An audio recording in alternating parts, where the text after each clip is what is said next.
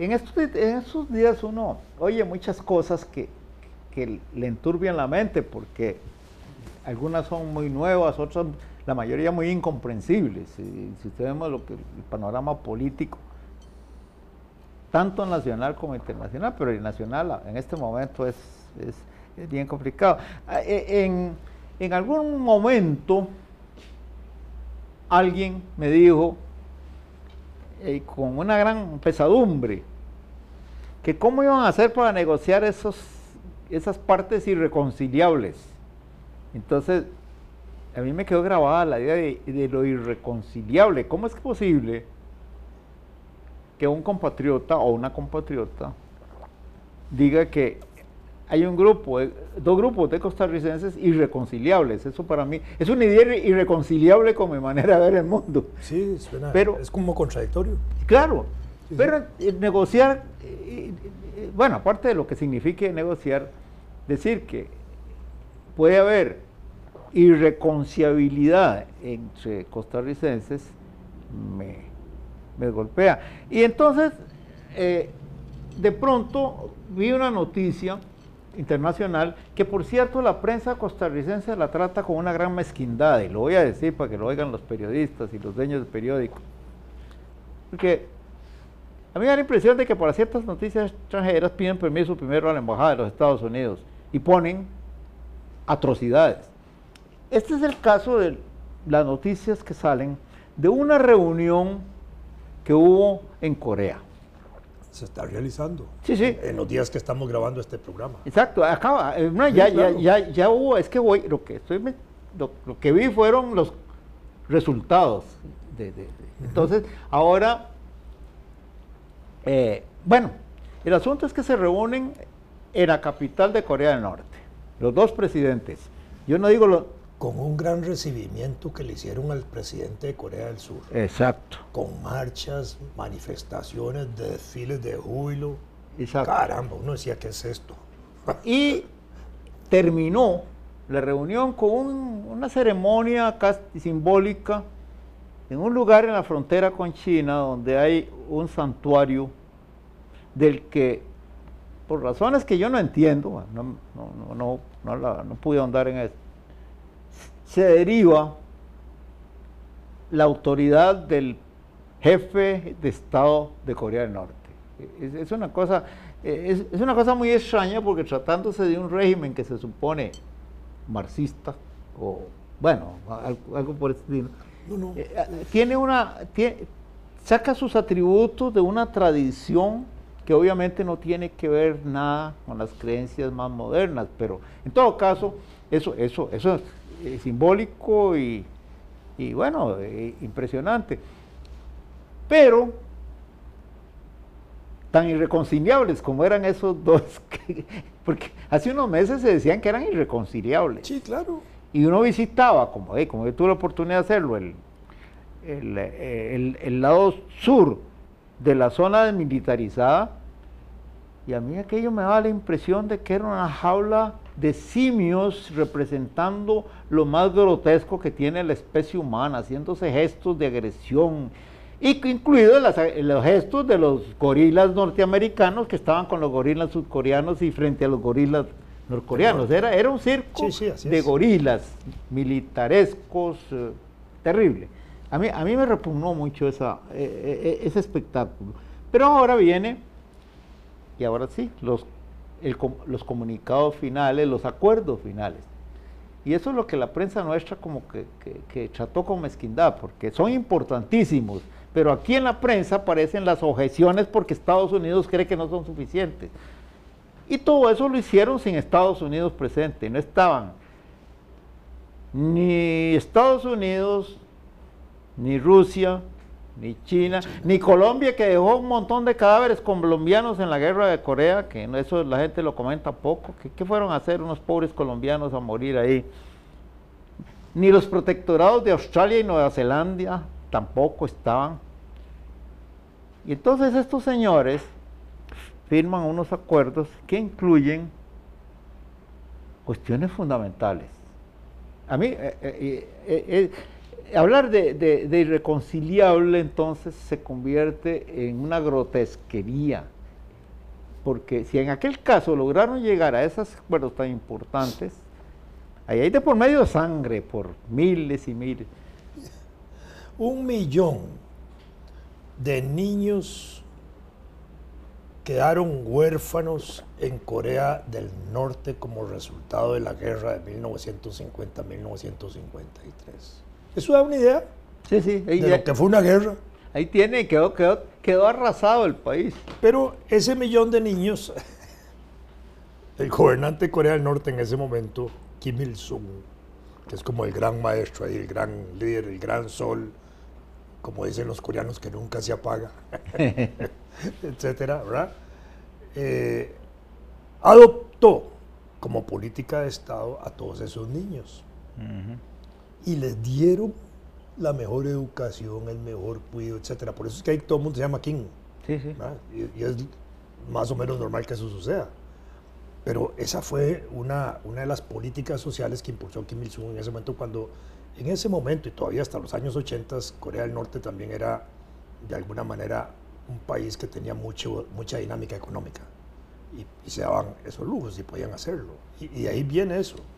Sí, claro. Pero fíjese usted que entonces después, todos estos años han estado en estado de guerra porque nunca se firmó la paz. Sí, la paz no se firmó. Un armisticio, una suspensión. Como cuando suena la campana para el siguiente round, ¿no? Entonces, es como un pleito con la señora, que nunca se firma una paz. Exactamente, para quienes nos oyen. Pero no, uno dice, bueno, tanta sangre y tanto odio que uno podría esperar que existiera, y sin embargo, de pronto, como parece que se sacuden de todas las influencias externas, y es aquí lo importante, se sacuden y los acuerdos incluyen, en el campo militar, digamos, que es solo una de las partes, eliminación de las jaulas de gorilas esas que yo mencionaba. Eso sí. Se restablecen las conexiones entre carreteras y ferrocarriles en el este y el oeste, lo más cerca del mar. Que están hechas. Sí. Técnicamente, en algún momento supe que estaban hasta los ferrocarriles hechos hasta la frontera, nada más de pegarlos. Exacto, bueno, eso por un lado. En la franja esa que se llama zona desmilitarizada, nadie podrá tener, nadie, ni los Estados Unidos, ni el conquistador marciano de la Tierra podrá tener una concentración de soldados inferior a cierto número. Ya no me acuerdo, pero yo me puse a calcular y me pareció bajo. Sí, claro. Probablemente la misma que existe entre Noruega y Suecia y no nos hemos dado cuenta. Después, una cosa importantísima, la concesión de que ciertas instalaciones de lanzamiento nuclear serán desmanteladas con supervisión sudcoreana, no norteamericana, no las Naciones Unidas. Pero imagínense, entonces como reconciliación, eso es formidable, ¿verdad? Yo creo que es una de las cosas más portentosas que han ocurrido en los últimos 20 meses. Y claro, ahí quedan notas muy bonitas, como por ejemplo que el presidente de Sudcorea, yo no digo los nombres porque jamás me lo voy a aprender, va próximamente a Estados Unidos a una reunión de las Naciones Unidas y se va a encontrar con Trump y le lleva un recado personal del presidente de Corea del Norte. Y el presidente de Corea del Norte próximamente irá a Corea del Sur a reunirse ahí. Entonces, cuando me dijeron eso de irreconciliables, en el caso de Costa Rica, digo yo, pero ¿qué palabras más solemnes para decir una tontera? Sí, claro. Entonces, y eso como inicio de cualquier discusión sobre lo que debe ocurrir ahora que estamos en ese conflicto nacional que todos conocemos y que, bueno, ya se entiende pues que están acercándose a la negociación. Ojalá de pronto Eso se vuelva bola de nieve para que negocien y de veras lleguen a un acuerdo el que sea. Porque finalmente no veo cómo pueden hacer nada que no signifique un sacrificio de todo el mundo. Ese quizás lo que... el que sea. Ese asunto de las Coreas que has planteado, desde que empezó esta iniciativa de reunir al presidente del norte y al presidente del sur, fue una iniciativa de ellos. Y como que sorprendió al mundo que estaba involucrado ahí, el mismo Estados Unidos. Sí. Al punto de que el propio Trump termina también reuniéndose, ¿verdad? Y ahí hay cambios importantes. Yo estoy de acuerdo totalmente en que esta reunión que acaba de pasar es de una trascendencia histórica extraordinaria. Casi presagiaría que crea condiciones para que a estos dos líderes les den el Premio Nobel de la Paz si se lograra materializar algo más concreto todavía en eso. Porque ese problema de la Corea ha sido un conflicto que internacionalmente se ha alimentado, se ha mantenido, y de manera artificial, por muchos años, creando tensiones y eso. Y en este momento eso tiende a disolverse. Sí. Y quizás quienes quisieran mantener la tensión van a estar interesados en que eso no resulte. En descarrilar, claro, en que hay que descarrilar ese tren. En cuanto a lo de la reconciliación y reconciliación, una situación de discusión, de tesis, de planteamientos alrededor de un proyecto de ley o algo así, eso difícilmente puede provocar esas divisiones nacionales. Lo que hay es una discusión política. Sí. La fractura que se produjo en 1948 con motivo de la guerra y el ambiente que se generó en medio de la Guerra Fría que había en aquella época y todo eso, distanció, de alguna manera, distanció familias, pero nunca produjo situaciones irreconciliables en extremo nacional. Distanció, de alguna manera, focos de tensión. Figueres, el gobierno de Figueres de 1970 a 1974, cuando le tocó celebrar los 25 años de la guerra civil, en el 73, mandó a hacer unos monumentos, ¿verdad? El de Dota y otros por ahí, relacionados con el aniversario de la guerra, y Figueres simbólicamente hizo mención en esas placas que le puso a los monumentos a los caídos de los dos bandos.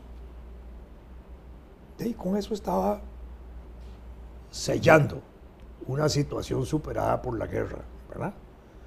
Que de alguna manera, ya en 1970 también, bajo el gobierno de Trejo Fernández y con el apoyo de Figueres que iba a entrar, Bravo de Liberación, que estaba en la campaña electoral, también aceptaron que se inscribiera el Partido Acción Socialista, cuando en el año 69, unos meses antes, habían ilegalizado al bloque de obreros, campesinos e intelectuales, permitieron que en ese mismo momento, ilegalizado uno, inscribieran otro, y así entró Manuel Mora y Marcial Aguiluz a la Asamblea Legislativa como diputados. Hoy una nieta de Marcial, Marcia González Aguiluz, es ministra de Justicia. Es la vida. Sí, sí, claro. Entonces, esta es la situación, digamos, de un país que perfectamente puede entender que no hay irreconciliables absolutos. Sí, que hay que respetar las condiciones que se pactan en algún momento, ¿verdad? Porque vamos, estaba viendo entre las noticias estas, otras que no son tan optimistas o nada optimistas, como la reactivación de las FARC en Colombia. Sí, claro. Eso es siniestro, ¿verdad? Después de que uno, ¿cómo va a arreglarse eso si y no estoy diciendo quién tiene la culpa? Uribe le habría hecho un gran favor a Colombia muriéndose, porque el ensañamiento con el que él recibió todo esto de los acuerdos de paz hizo retroceder todo bastante. Y debe haber también extremistas del otro lado, Si no, no estaría. Pero ya estuve viendo fotos de academias entre comillas, militares de la FARC, con jovencititos a los que ya les están enseñando a pelear. Otra vez. ¿Otra vez? Sí, ahí sí. Entonces dice uno, es que manejos tan torpes hacen algunos. Claro, yo me imagino la mayoría de los colombianos están en desacuerdo con esas cosas, pero no encuentran el margen de maniobra necesario para impedir que hagan esas cosas. Entonces ahora está, y al mismo tiempo, digamos, el alto mando militar colombiano pues está haciendo declaraciones agresivas con respecto a otro país, y entonces dice uno, bueno, aquí ¿qué están cocinando? No tiene sentido, ¿verdad? No, en absoluto. Pero eso de las FARC me parece deplorable que después de tantas esperanzas que despertó ese proceso, ¿verdad? Sí, claro. El otro punto, digamos, del término irreconciliable es que en su esencia no es conciliable. No es conciliable. Sí, claro. Si son cosas irreconciliables es que no se concilian, que no se... Por cierto, sí. Así no. es, son opuestas totales. Sí, claro. Opuestas totales. Claro. Calor, frío, ahí no hay alternativa, ¿verdad? No es término medio tibio. No. Irreconciliables es que no hay solución. Y en la discusión política actual y en cualquier discusión política hay soluciones. Sí, claro. Todas. Es decir, la vida política es una vida de acuerdos, es una vida de negociaciones, es una vida de conciliaciones, en el buen sentido de la palabra, contablemente, para decirlo así, ¿verdad? Una conciliación contable. Es decir, es justamente la necesidad de ponerse de acuerdo para avanzar. Y en ese ponerse de acuerdo, cada parte que está en el proceso de la discusión tiene que tener un margen de cesión, que cede. Porque si una parte va sin capacidad de ceder, obviamente no hay nada que hacer. No hay nada que hacer. Eso es un canto a la luna y una tomadera de café todo el día. Claro. Me imagino yo. Claro. Pero si hay capacidad de negociar y hay margen de negociación que uno puede ceder y la otra parte también, se puede avanzar. El otro problema es cuando los negociadores no están autorizados, bueno, pero eso... ni capacitados para negociar. Porque esto es interesante, Fernando, oíme este dato. Si vos tenés en una mesa 24 negociadores, 2 por cada parte, digamos 2 por cada sindicato, que han llegado a tener 2 por cada sindicato, frente a los 4 o 5 de gobierno. Cuando vos tenés 24 personas ahí, cuesta mucho. No, eso es cierto, claro. Cuesta mucho llegar a algún acuerdo, porque con solo uno de esos... Que estornude. Que estornude exactamente, que diga que no, que tiene que salirse ahí a consultar, está listo. Ya el proceso se paró. Pero si además de eso, en ese proceso de representación, algunos de esos no son el jefe principal del movimiento sindical, con capacidad, con autoridad para tomar decisiones de negociación, entonces igual todo queda sujeto a la consulta. Entonces lo que hay es un engranaje que va atrasando todo y atrasando todo, y eso es lo que hemos tenido. Sí, no, eso es lo que hemos tenido. Bueno, ahí yo confieso que yo no he entendido cómo se arma esos grupos. Por ejemplo, cuando se habla de mediadores, se puede negociar sin mediadores. Sí, claro. Pero bueno, digamos que como aquí todo el mundo, sobre todo desde abajo, en las redes, en la prensa, están acusando de safio, de sinvergüenza y a todo el mundo, porque de la ignominia no se salva ni el presidente de la República, ni sus ministros, ni los dirigentes sindicales. Nadie. El tratamiento que el público no, la gente en Costa Rica le está dando a las personas en ejercicio de alguna forma de poder es inmundo. Porque, hombre, una vez que está planteado un conflicto, ahí está y debe respetarse un mínimo de capacidad de raciocinio y de personalidad de las personas que van a negociar. De lo contrario, entonces, en un ejemplo, al final de la Segunda Guerra Mundial, las cenizas de Alemania trataron de sacarse ahí un gobierno sustitutivo del de Hitler, que había muerto, para negociar, y los aliados ni le hicieron caso, digamos. Era una situación de poder obvia, no había nada, nadie iba a discutir eso, habían ganado la guerra, podían hacer lo que les daba la gana.